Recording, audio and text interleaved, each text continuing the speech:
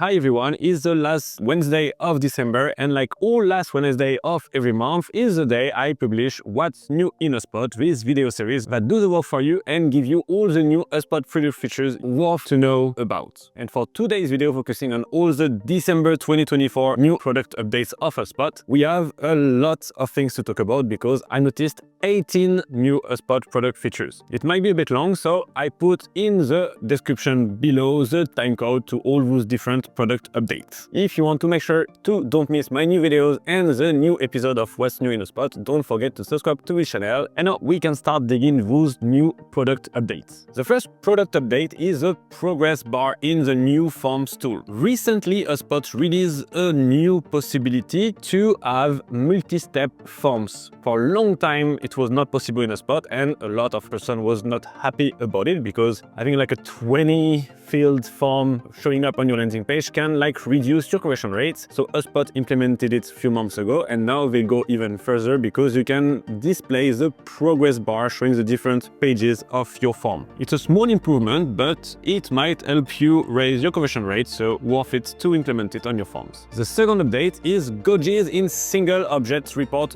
builder. I really love this new way to display data because you can have at a glance the health of a specific metric in your HubSpot. For instance, you can set up the number of inbound marketing leads you generate through your YouTube channel, for instance, and put a monthly goal, and you will be able to see if you're right on track or if you need to do more efforts to reach your monthly goal. And it also brings much more life to your HubSpot dashboard. So it's a really welcome new product update. And this new product update is Canva integration enhancements.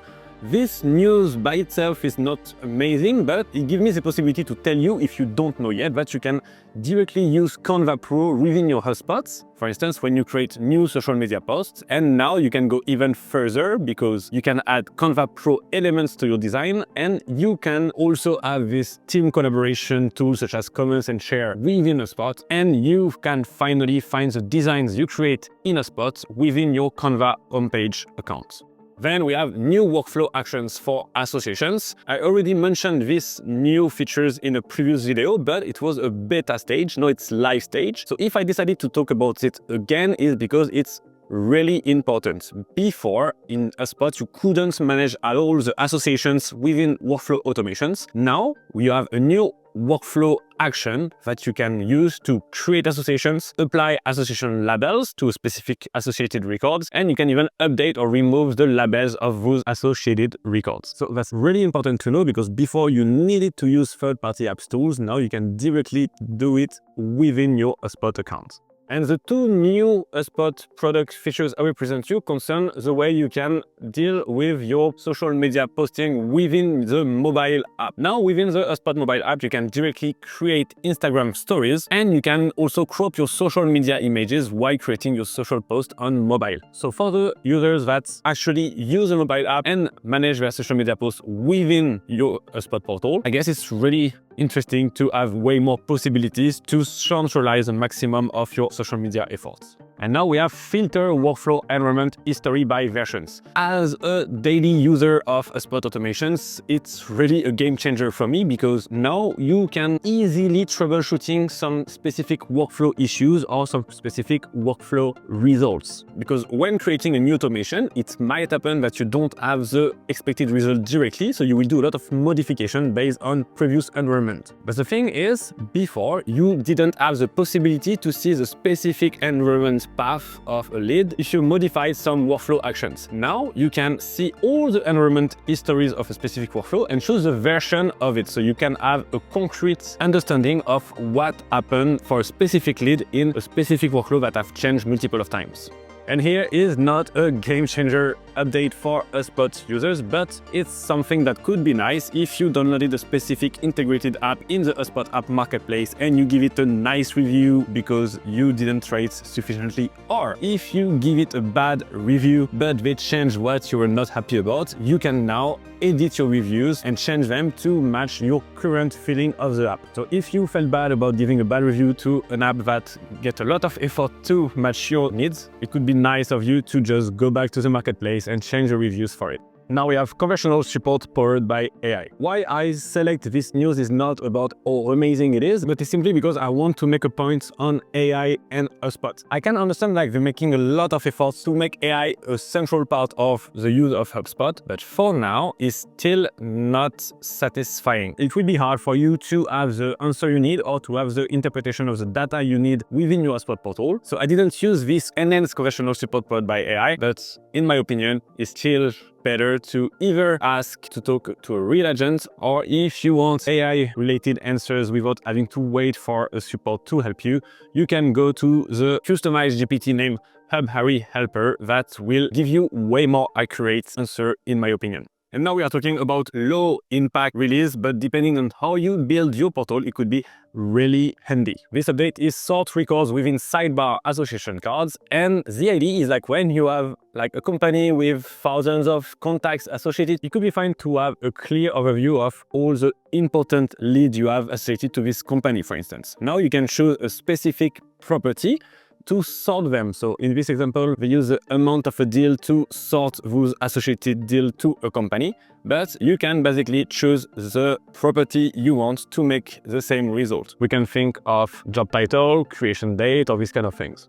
And that's it. AI report generator and Copilot now support custom objects in single object reports. If you just listen to what I say about the AI enhanced support, you know what I think about it. If you ever tried to create an AI generated report on your HubSpot, you will see that it's not really work and you will never find the information you want to display. So this news say that they add the custom objects features for those AI reports, but if it's not working with native single objects, I don't see how it will work better with custom objects. So be careful when creating AI reports. I would really advise you to take 5 more minutes to create a perfectly accurate custom reports.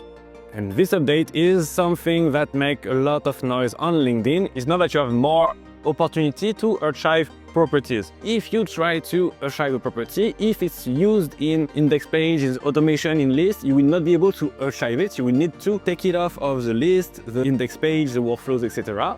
before being able to delete or archive this property. So now it's still not perfect because you still need to deal with the list, workflows, etc. But at least for the index page views, this issue is gone. Now you can archive a property even if it's used in index page views.